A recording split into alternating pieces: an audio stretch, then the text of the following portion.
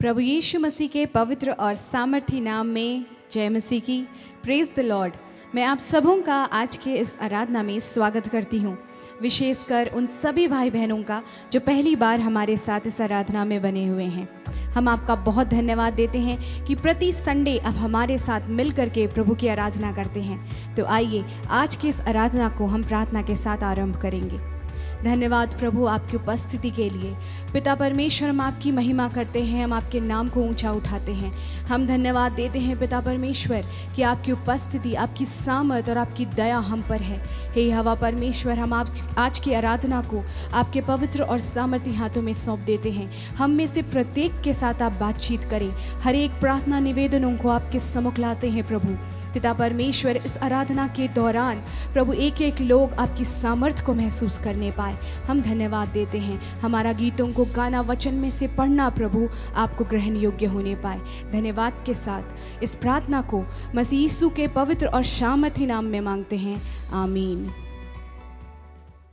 आइए हम आराधना में आगे बढ़ेंगे, परमेश्वर की स्तुति करेंगे, क्योंकि परमेश्वर महान, अद्भुत और सामर्थी परमेश्वर है।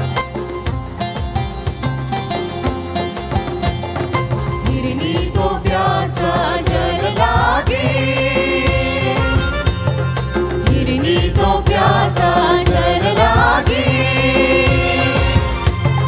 यीशु मैं प्यासा दूर लागे, जीवन जल मोके पियाई दे, यीशु जीवन जल मोके पियाई दे, जीवन जल मोके पियाई दे, यीशु जीवन जल मोके पियाई दे।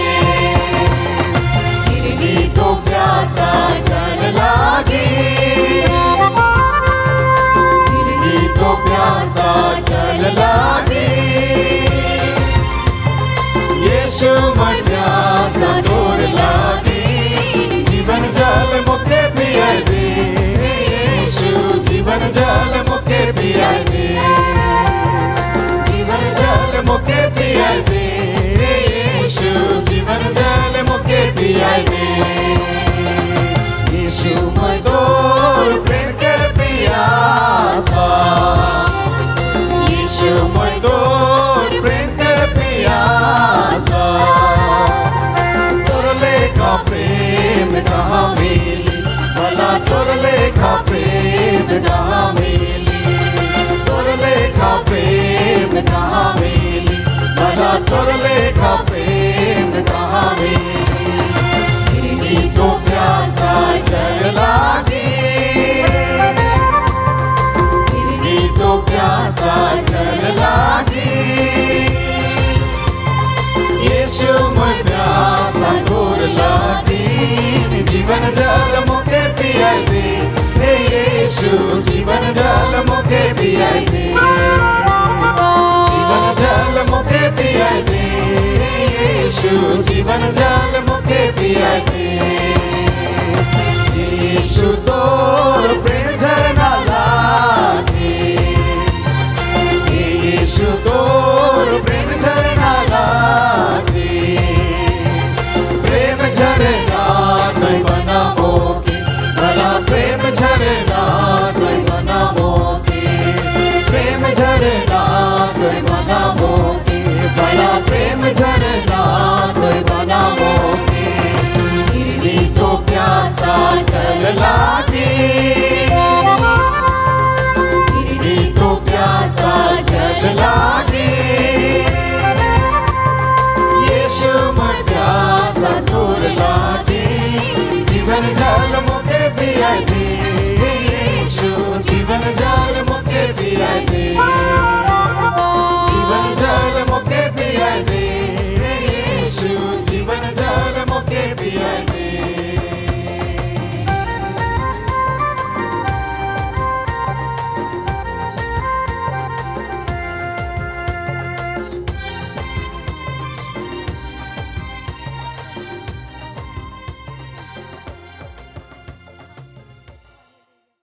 आप सबों को जय मसीह की। आराधना के इस भाग में हम भजन संहिता पढ़ते हैं। आइए हम अपनी बाइबल अपने अपने हाथों में ले लें और संभव हो तो परमेश्वर की महिमा के लिए हम अपनी जगह खड़े हो जाएं और आज हम भजन संहिता 45 1 से 8 पद तक बारी बारी से पढ़ेंगे। शाम 45 वर्स 1 to 8 पहला पद मैं पढ़ूंगी और आगे आप सब पढ़ेंगे। मेरा हृदय एक सुंदर विषय की उमंग से उमड़ रहा है। जो बात मैंने राजा के विषय रची है उसको सुनाता हूँ। मेरी जीभ निपुण लेखक की लेखनी बनी है।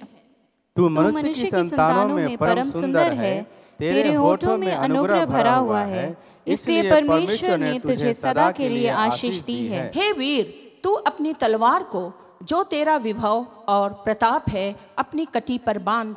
सत्यता, नम्रता और धर्म के निमित्त अपने ऐश्वर्य और प्रताप पर सफलता से सवार हो।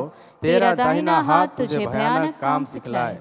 तेरे तीर जो तेज हैं, तेरे सामने देश देश के लोग गिरेंगे। राजा के शत्रुओं के हृदय उनसे छिदेंगे। हे परमेश्वर, तेरा सिंहासन सदा सर्वदा बना रहेगा, तेरा राजदंड न्याय का है। तूने धर्म से प्रीति और दुष्टता से बैर रखा है। इस कारण परमेश्वर ने, हाँ तेरे परमेश्वर ने तुझको तेरे साथियों से अधिक हर्ष के तेल से अभिषेक किया है। हम एक साथ पढ़ेंगे। तेरे सारे वस्त्र गंधरस, अगर और तेज से सुगंधित हैं। तू हाथी दांत के मंदिरों में तार वाले बाजों के कारण आनंदित हुआ है। परमेश्वर पिता का हम इस वचन के लिए धन्यवाद देते हैं। और आज हम 7वें वचन पर थोड़ा ध्यान करेंगे। 7वां वचन कहता है, तूने धर्म से प्रीति और दुष्टता से बैर रखा है।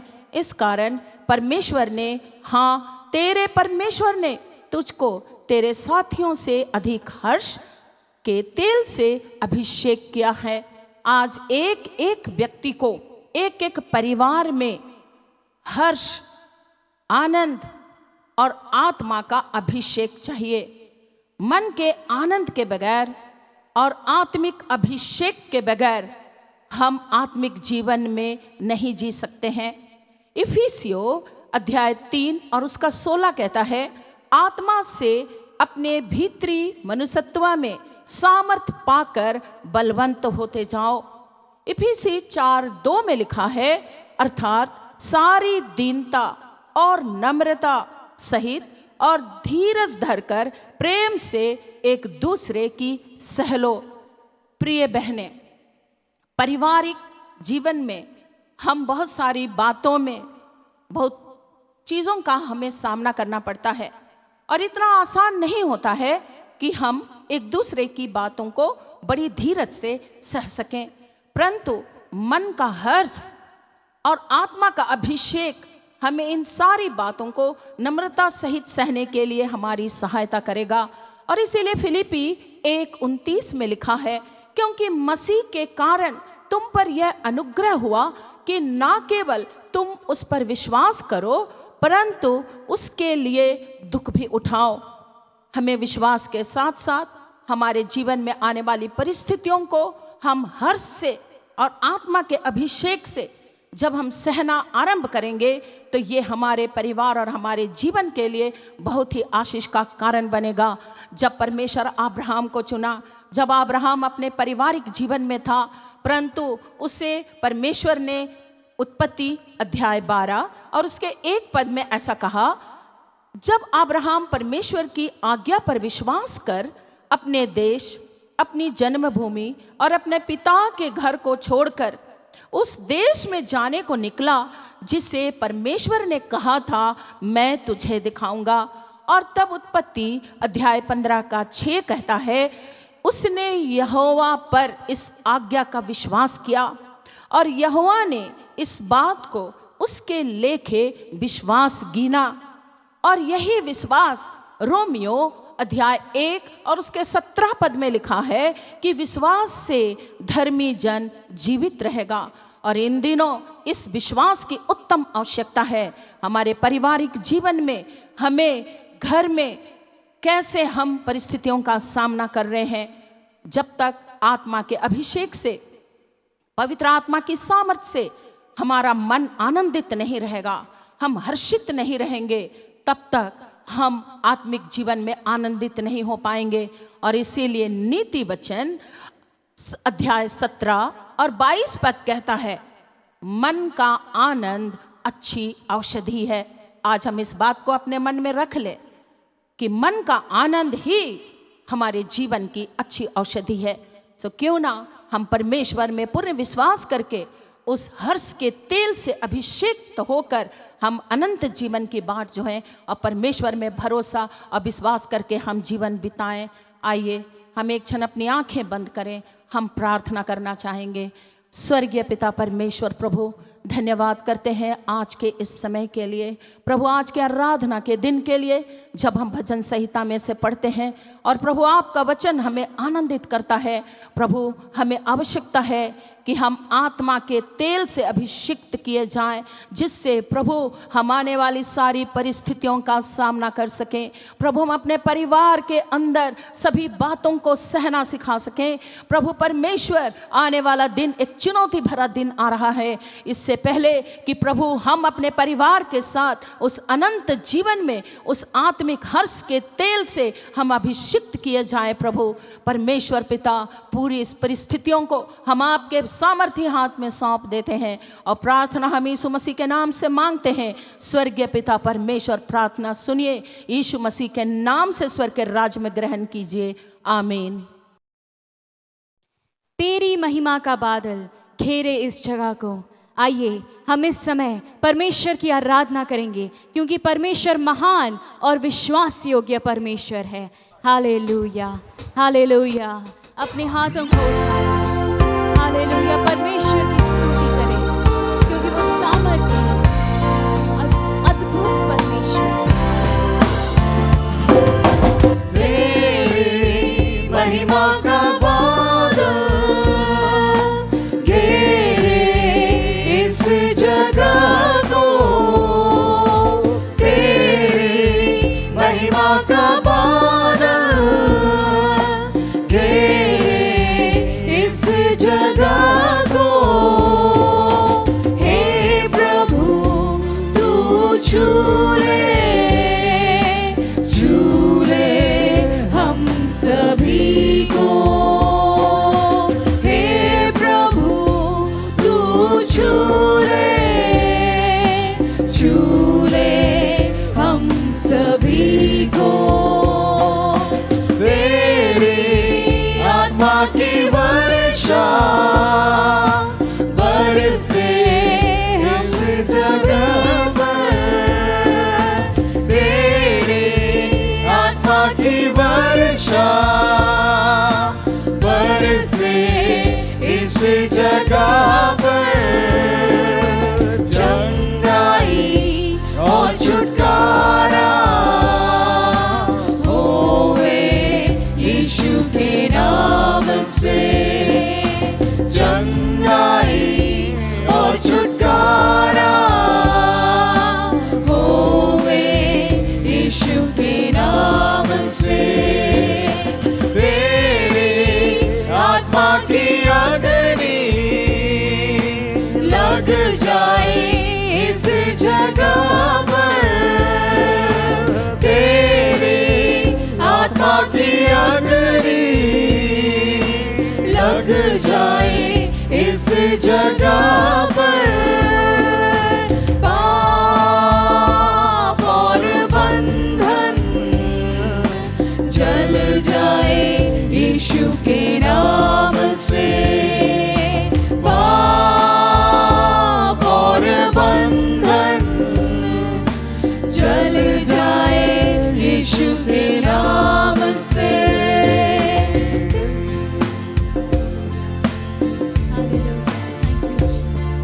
Thank you, Lord. Thank you, Lord.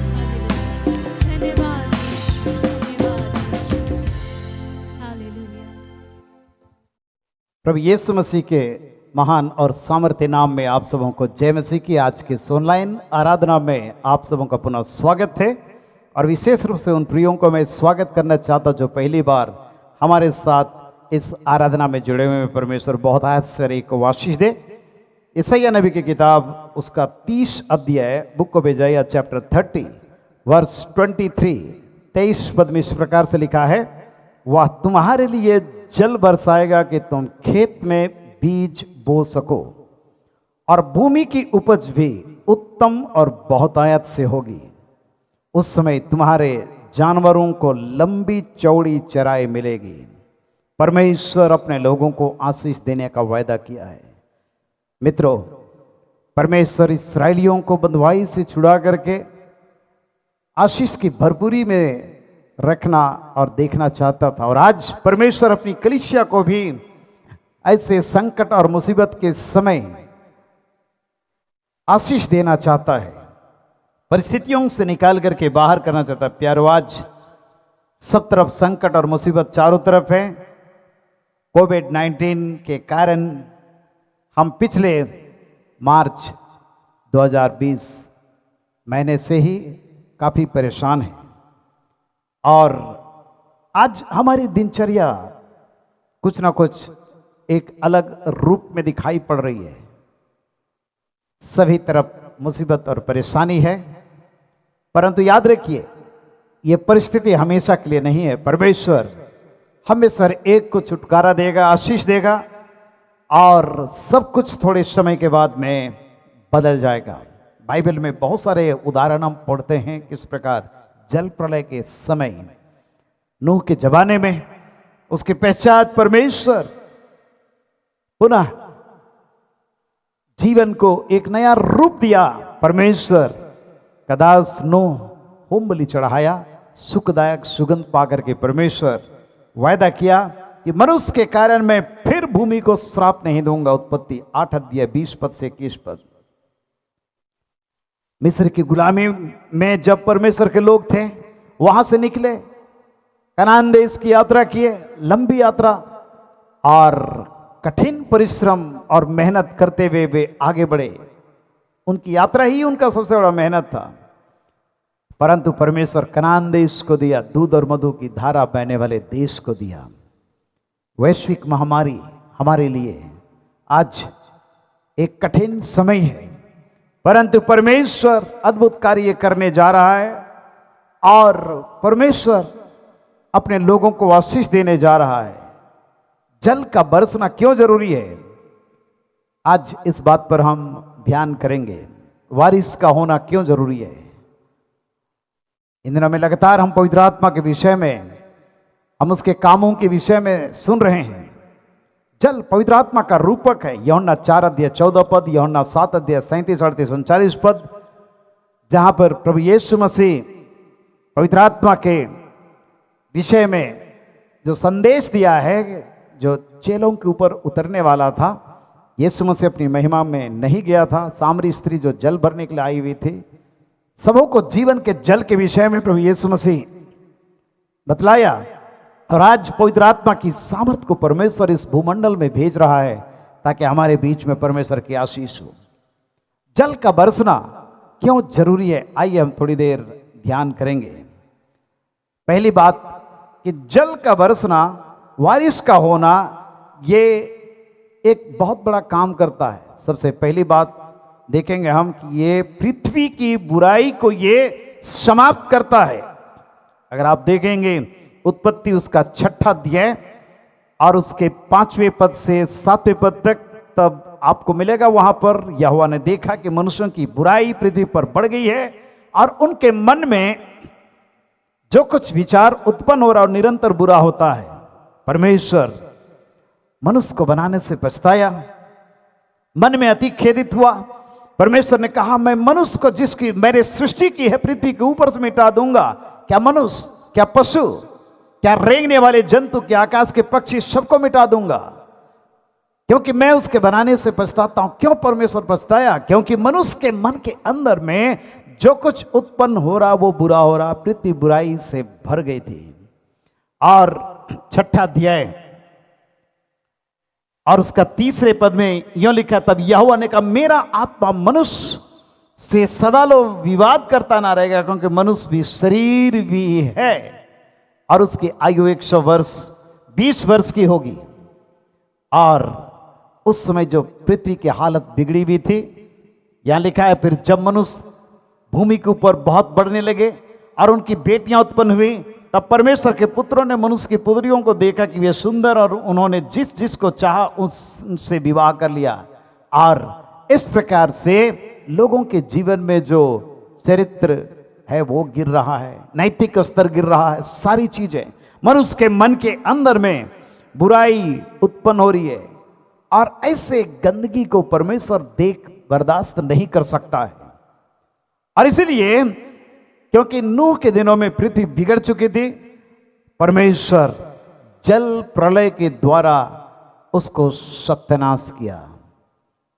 मित्रों, जल प्रलय एक अभिशाप बन के यहां पर दिख रहा है, परंतु मैं उसको दूसरे ढंग से कहना चाहता हूं कि ये पवित्र आत्मा का प्रलय पृथ्वी के सारे बुराई को दूर करने की सामर्थ्य रखता है।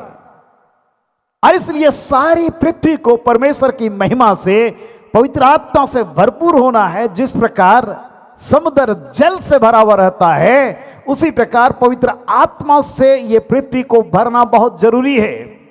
नूह के दिनों में हम देखते हैं 7वें अध्याय और उसका 10 पद से 12 पद तक, फिर 17 पद से लेकर के 24 पद तक, जहां इस प्रकार से लिखा है, 7 दिन के उपरांत प्रलय का जल पृथ्वी पर आने लगा। उसके पहले नूह जहाज को बनाया और परिवार के साथ उसमें सवार हो गया। परमेश्वर के वचन के अनुसार बाकी सारे जीव जंतु भी आए, जहाज के अंदर घुस गए। और जब बारिश होने लगी और पृथ्वी के सोते फूटने लगे, 7 दिन के उपरांत प्रलय का जल पृथ्वी पर आने लगा। नूह की आयु के 600वें वर्ष के दूसरे महीने का 17वां दिन आया। उसी दिन बड़े गहरे समुद्र के सब सोते फूट निकले, आकाश के झरोखे खुल गए। उस समय के लोगों के लिए यह प्रलयकारी एक बारिश थी। और वर्षा 40 दिन और 40 रात निरंतर पृथ्वी पर होती रही। 40 दिन और 40 रात निरंतर होती रही। और ये जो प्रलय आया, इससे क्या हुआ, पृथ्वी पर 40 दिन तक जल प्रलय होता रहा। पानी बहुत बढ़ता ही गया, जिससे जहाज ऊपर को उठने लगा और वो पृथ्वी पर से ऊंचा उठ गया। हालेलुया। प्यारे, पवित्र आत्मा की वारिश जब इस संसार में हमारे आपके जमाने में होगा, तो कलीसिया और हमारे जीवन का आत्मिक स्तर जो है ये ऊंचा होगा। हम पृथ्वी की बुराई से हम ऊपर उठ जाएंगे। हम सब प्रकार की समस्याओं से हम ऊपर उठ जाएंगे। बीमारी, बेरोजगारी, गरीबी से हम ऊपर उठ जाएंगे। जहाज ऊपर उठ रहा है, क्योंकि ऊपर उठाने वाला और कोई शक्ति नहीं, लेकिन यह पृथ्वी पर जो जल है ये ऊपर उठा रहा है। पवित्र आत्मा की बारिश इसीलिए संसार में चाहिए, ताकि हमारे आपके जीवन को इन भयंकर परिस्थितियों से परमेश्वर का पवित्र आत्मा ऊपर उठाए। जल बढ़ते बढ़ते पृथ्वी पर बहुत ही बढ़ गया और जहाज जल के ऊपर ऊपर तैरता रहा। हालेलुया। मेरा आपका जीवन बुराई में डूबने के लिए नहीं, समस्याओं में पड़े रहने के लिए नहीं, बीमारी के बिस्तर में पड़े रहने के लिए नहीं, परंतु ऊपर उठने के लिए। और इसलिए पवित्र आत्मा रूपी जल को बरसना बहुत जरूरी है। तैरता रहा, जल पृथ्वी पर अत्यंत बढ़ गया, यहां तक कि सारी धरती पर जितने बड़े बड़े पहाड़ थे सब डूब गए। प्यारो, सब कुछ पवित्र आत्मा के कंट्रोल में आना होना बहुत जरूरी है। आज हमारे लिए समस्याएं बड़े बड़े पहाड़ बनकर के हमारे सामने खड़े, लेकिन जब पवित्र आत्मा की बारिश होगी, ये सारी समस्याओं को पवित्र आत्मा अपने कब्जे में ले लेगा और ये बड़े पहाड़ डूब जाएगा उस पवित्र आत्मा रूपी जल के अंदर। जल 15 हाथ ऊपर बढ़ गया और पहाड़ भी डूब गए। प्यारो, हमारी समस्याएं डूब के सत्यानाश हो जाएगी। बीमारी यीशु के नाम में सत्यानाश हो जाएगी। बेरोजगारी, गरीबी, सब प्रकार की चिंता, डिप्रेशन डूब के सत्यानाश हो जाएगा। और इसलिए पवित्र आत्मा रूपी उस बारिश को आना हमारे पृथ्वी पर, हमारे राज्य में, शहर में होना जरूरी है। और क्या पक्षी, क्या घरेलू पशु, क्या बनेले पशु और पृथ्वी पर सब रेंग चलने वाले प्राणी और जितने जंतु पृथ्वी में बहुतायत से भर गए थे और सब मनुष्य मर गए। क्यों? क्योंकि ये जहाज के अंदर घुस नहीं पाए थे। परमेश्वर की आवाज को सुन करके जहाज के अंदर में जितने पृथ्वी पर चलने वाले प्राणी जंतु थे सारे के सारे बच गए। परंतु जिन्होंने परमेश्वर की आवाज को नहीं सुनी, जिन मनुष्यों ने परमेश्वर की आवाज को नहीं सुन करके उसका इनकार कर दिया, वे जल में मर गए। प्यारो, पवित्र आत्मा आज सबको मन फिराने के लिए आज सुंदर अवसर दिया इस पृथ्वी के ऊपर, और वो चाहता है कि आज तुम उसकी आवाज को सुनो तो अपने हृदय को कठोर मत करो। आज वो उद्धार का दिन है, आज वो प्रसन्नता का दिन है। प्यारे परमेश्वर के लोगों, परमेश्वर की आवाज, आज पवित्र आत्मा की आवाज हमारे कानों तक पहुंच रही है, कलीसिया में पहुंच रही है। और इसलिए हम और आप सचेत हो जाएं और आत्मा क्या कहती है सुने ध्यान से और तैयार हो जाएं, अपने जीवन को उस परमेश्वर की महिमा के लिए अर्पण करें। जो स्थल पर थे उनमें से जितनों के नतनों में जीवन का स्वास्थ्य था, सब मिट गए, क्योंकि उन्होंने परमेश्वर की आवाज को नहीं सुना। क्या मनुष्य, क्या पशु, क्या रेंगने वाले जंतु, क्या आकाश के पक्षी जो भूमि पर थे, सब पृथ्वी पर से मिट गए। केवल नूह और जितने उसके संग जहाज में थे वे बच गए। हालेलुया।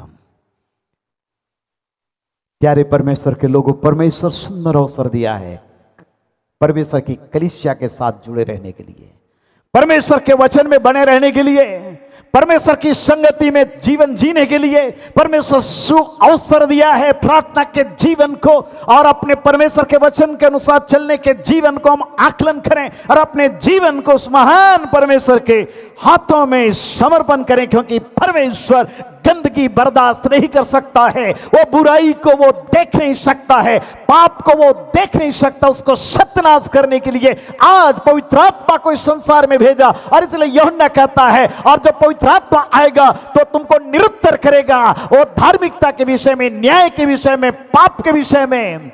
और प्यारो, और हम में सर एक को सुंदर अवसर परमेश्वर दिया था कि हम मन फिराएं, प्रभु यीशु मसीह को उद्धारकर्ता ग्रहण करें, अपने जीवन को उसके हाथों में समर्पण करें और पवित्र आत्मा के कंट्रोल में, उसके नियंत्रण में अपने जीवन को रख दें। निश्चित रूप से हमारा परमेश्वर मुझको और आपको आशीष देगा। और इस प्रकार से प्यारो, ओ परमेश्वर जल बरसाने वाला परमेश्वर है, पवित्र आत्मा की बारिश को बरसाने वाला परमेश्वर है। पवित्र आत्मा जो जल के रूप में बरसता है, ये सारे बुराई को समाप्त करता है, पहली बात। दूसरी बात हम देखते हैं, ये सारे सूखेपन को दूर करेगा। जब पवित्र आत्मा की बारिश होगी, सारे सूखेपन को दूर करेगा। याकूब की पत्री और उसके 5वें अध्याय 17 और 18 पद में हम पढ़ते हैं, एलिया भी तो हमारे समान दुख सुख भोगी मनुष्य था, और उसने गिड़गिड़ा करके प्रार्थना की कि मेना बरसे, और 3.5 वर्ष तक भूमि पर मेघ नहीं बरसा। फिर उसने प्रार्थना की तो आकाश से वर्षा हुई और भूमि फलवंत हुई। हालेलुया। सारे सूखेपन को परमेश्वर दूर करना चाहता है। आज सूखापन चारों तरफ है, इवन हमारे घर में भी सूखापन को हम अनुभव कर सकते हैं। कलीसिया के अंदर सूखापन, सब जगह पर सूखापन। एलिया के दिनों में भी सूखापन आया था। क्यों आया था? अगर आप पढ़ेंगे पहला राजा 17 अध्याय उसका पहला पद, आपको मालूम होगा किस प्रकार एलिया आहाब के सामने चुनौती रखा है। सेनाओं का यहोवा जिसके सन्मुख में उपस्थित रहता हूं, मेरे बिना कहे ना तो मेघ बरसेगा और ना ओस पड़ेगी। एलिया क्यों इस प्रकार का ऐलान कर रहा है? क्योंकि आहाब यरोबाम की पापों में चलना हल्की बात समझा। वो इजबेल के साथ में विवाह किया और उस जीवित परमेश्वर को छोड़ दिया तो उसका उद्धार करता है। यारो, जब इस संसार में मनुष्य बुराई के साथ में समझौता करते हैं, सूखापन आ जाता है। जब पाप के साथ में समझौता करते हैं, सूखापन आ जाता है। परंतु सूखेपन को दूर करने के लिए परमेश्वर पूरे सोमरोन में अकाल को भेजा, ताकि लोगों को मालूम हो कि सेनाओं का यहोवा परमेश्वर कौन है। और इसलिए 3.5 वर्ष के बाद जब परमेश्वर का समय पूरा हुआ, परमेश्वर एलिया नबी से कहता है, जाकर अपने आप को आहाब को दिखा, मैं भूमि पर बारिश भेजना चाहता हूं। आहाब को जब तुम दिखलाओगे, आहाब जब देखेगा एलिया को कि एलिया जो आसमान को बंद किया वो आ गया है, एक बड़ी चुनौती का सामना एलिया को करना है, क्योंकि आहाब उसको मार डालना चाह रहा है, ढूंढ रहा है, 3.5 साल से खोज रहा है। यारो, सारपत के विधवा के घर में है, आहाब को मालूम नहीं था। करीत नाले के पास में छिपा हुआ है, उसको मालूम नहीं था। लेकिन परमेश्वर उससे कहता है, जा करके अपने आप को आहाब को दिखा और मैं भूमि पर मेह बरसा दूंगा। यारो, एलिया के लिए बड़ी चुनौती का समय था। मेह बरसाने के पहले परमेश्वर चाहता है मेरे आपके जीवन में अद्भुत आश्चर्य कर्म को करे।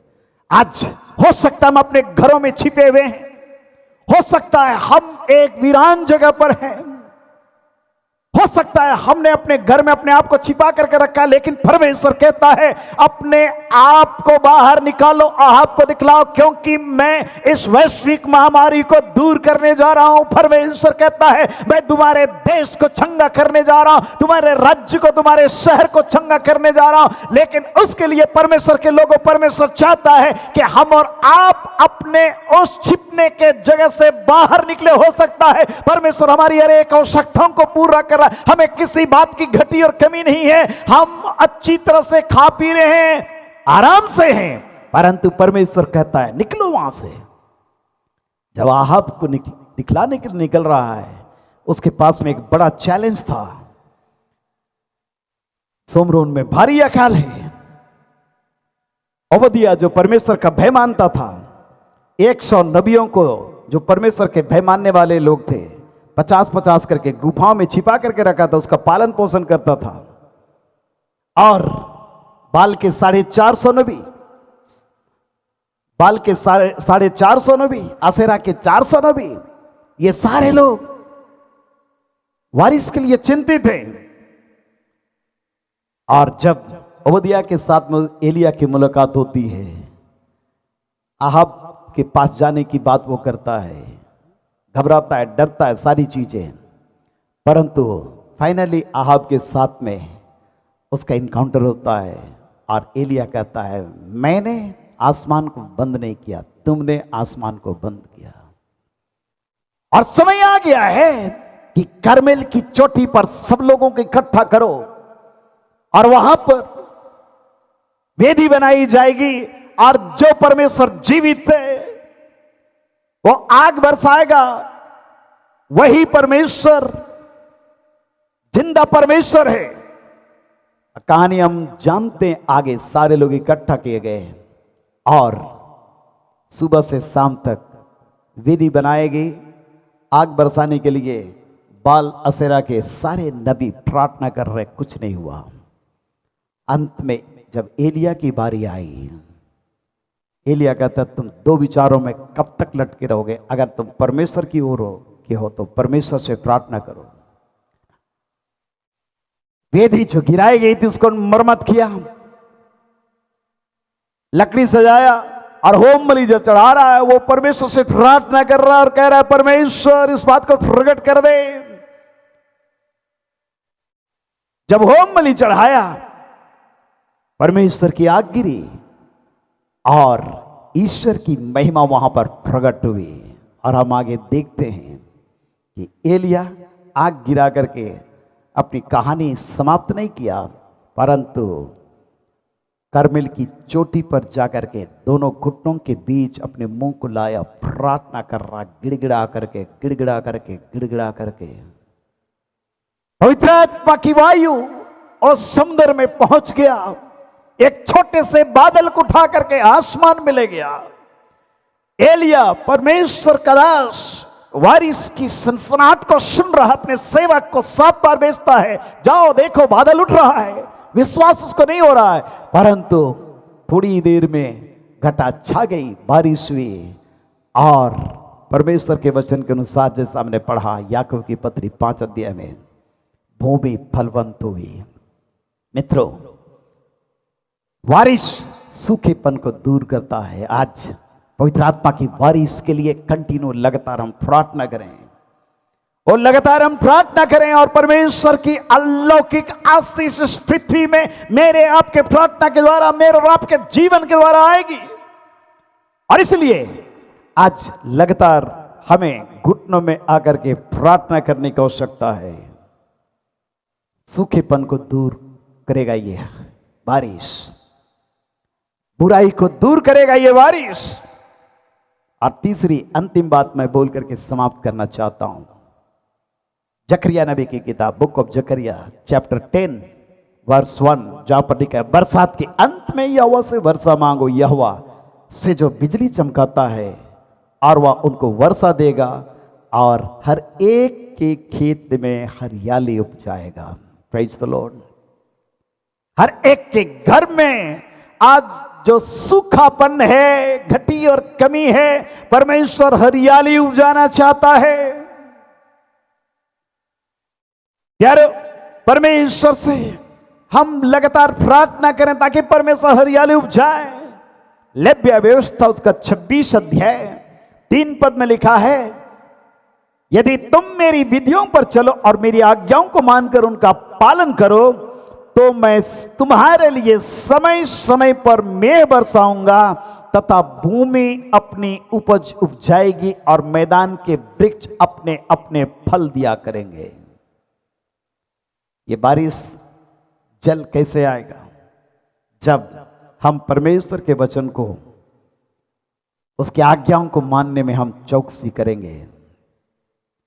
प्यारो, आज अगर पवित्र आत्मा की बारिश हमारे बीच में नहीं है, सूखापन है, बुराई पृथ्वी में बढ़ रही है, तो इसके लिए हम और आप जिम्मेदार हैं कि हमने आज तक उस पवित्र आत्मा की जागृति के लिए ठीक से प्रार्थना नहीं किया है। और जिसके कारण से जैसा सोमरून के अकाल को दूर करने के लिए बारिश हुई, जिस प्रकार नूह के जमाने में उस पृथ्वी में अंदर जो बुराई थी उसको समाप्त करने के लिए बारिश हुई, आज हर एक खेत में हरियाली होना चाहिए। वो हरियाली अगर नहीं है तो प्यारो, आज हमें नम्र और दीन करने की आवश्यकता अपने आप को। और कहीं ना कहीं हमने परमेश्वर की आज्ञा को तोड़ा है। आइए अपने आप को मूल्यांकन कर रखें, प्रभु मुझे क्षमा कर दे। परमेश्वर तेरी विधियों को हमने नहीं माना है, प्रभु हमें क्षमा कर दे। वो परमेश्वर अदन की वाटिका को रचा बनाया, सुंदर जगह बनाया, लेकिन उस वाटिका को सींचने के लिए एक महानदी को निकाला और 4 धाराओं में उसको बांट दिया ताकि चारों तरफ से ये उस वाटिका को सिंचाई करे और वहां के वृक्ष हमेशा हरे भरे और फलदायी हो। प्यारे परमेश्वर के लोग, इस संसार में परमेश्वर मुझको और आपको जन्म दिया है, रखा है तो एक बड़े मतलब से, ताकि हम और आप खुशहाली का जिंदगी जिए, अपने घर के अंदर खुशहाली, अपने व्यक्तिगत जीवन में खुशहाली और कलीसियाई जीवन में खुशहाली, हम हमेशा आनंदित रहें। यह कब होगा? जब पवित्र आत्मा हमको चारों तरफ से घेरे रहेगा और पवित्र आत्मा की जो पानी, जो धारा हमारे जीवन में जब बनी हुई रहेगी, प्यारो, हम में से हर एक के जीवन में परमेश्वर के अलौकिक आशीष आएगी। और इसलिए जकरिया 10:1 में जैसा हमने पढ़ा, बरसात के अंत में यहोवा से वर्षा मांगो। वो परमेश्वर जो वर्षा देने वाला परमेश्वर है, बिजली चमकाने वाला परमेश्वर है, वो वर्षा देगा और हर एक के खेत में हरियाली उपजाएगा। आइए अपनी आंखें बंद करें, परमेश्वर से हम प्रार्थना करें, घुटने में आकर के अपने हाथों को उठा करके और कहे, प्यारे परमेश्वर, हमें वो बारिश दे, पवित्र आत्मा की बारिश दे, पवित्र आत्मा की बारिश दे, हमारे घर में पवित्र आत्मा की बारिश दे, हमारे शहर के अंदर पवित्र आत्मा की बारिश दे, हमारे राज्य के अंदर, हमारे के गांव के अंदर, हमारे देश के अंदर पवित्र आत्मा की बारिश दे और सारे सूखेपन को दूर कर दे, सारी बुराई को खत्म कर दे, अपनी आशीष को बहुत आयत से दे। हाथों को उठा करके परमेश्वर का धन्यवाद करें। Hallelujah, hallelujah, hallelujah, hallelujah, hallelujah, hallelujah, hallelujah, hallelujah. सर्वशक्तिमान पिता परमेश्वर प्रभु यीशु मसीह नासरी के नाम में प्रभु आपके चरणों में आते हैं। आज के इस दिन में हम आपका धन्यवाद करते हैं। प्यारे प्रभु जी, हमारे बीच अद्भुत काम करने वाले परमेश्वर, वो हमारे लिए जल बरसाने वाला परमेश्वर, हमारे खेतों में बीज को हम में से एक को लगाने के लिए मौका देने वाला परमेश्वर, भूमि की उपज और उत्तम उपज को बहुत आयत से देने वाला परमेश्वर, तो हमारे जीवन में अद्भुत कार्य कर, हर प्रकार का श्राप अभिशाप को दूर कर दे, सारी बुराई को दूर कर दे, सारे पापों को दूर कर दे, सारे निराशापन को दूर कर दे और अपनी आशीष की धारा को बहा दे। हालेलुया, सूखेपन को दूर कर दे, हमारी गलतियों के कारण से ये सुखाड़ है प्यारे परमेश्वर क्षमा कर दे, बीमारी है प्यारे परमेश्वर से दूर कर दे, व्याधि है परमेश्वर से दूर कर दे, निराशापन है प्यारे परमेश्वर से दूर कर दे, और लौकिक अपनी महिमा को प्रकट कर हमारे जीवन में कि हमारा घर हरा भरा हो, हमारा शहर हरा भरा हो, हमारा देश उत्तम देश होने पाए, हमारा राज्य उत्तम राज्य होने पाए, हमारा घर प्रभु आशीषित हो जाए, आशीष को हम दूसरों तक पहुंचाने वाले व्यक्ति बन जाएं। प्यारे परमेश्वर, हम आपका धन्यवाद करते हैं और मांगते हैं अपने उद्धारकर्ता प्रभु यीशु मसीह के नाम में एक पर आप अनुग्रह कीजिए, बीमारी को दूर कर दिए, चंगाई दीजिए, अपनी महिमा को एक बीमार शरीर में प्रकट कीजिए पिता, और हरेक को प्रभु आत्मा की भरपूरी दे। Hallelujah, hallelujah. तेरा धन्यवाद करते, हमारी प्रार्थना सुनने के लिए मांगते उद्धारकर्ता प्रभु यीशु मसीह नासरी के नाम में, आमीन।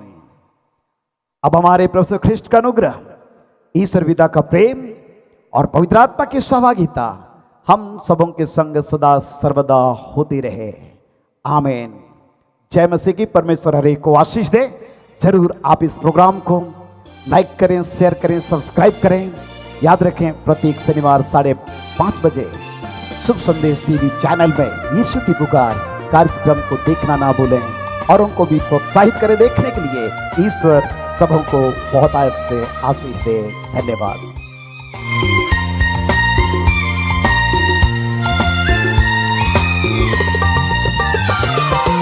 आओ आओ भाइयों बहनों, सुन लो यीशु की पुकार। आओ आओ भाइयों बहनों, सुन लो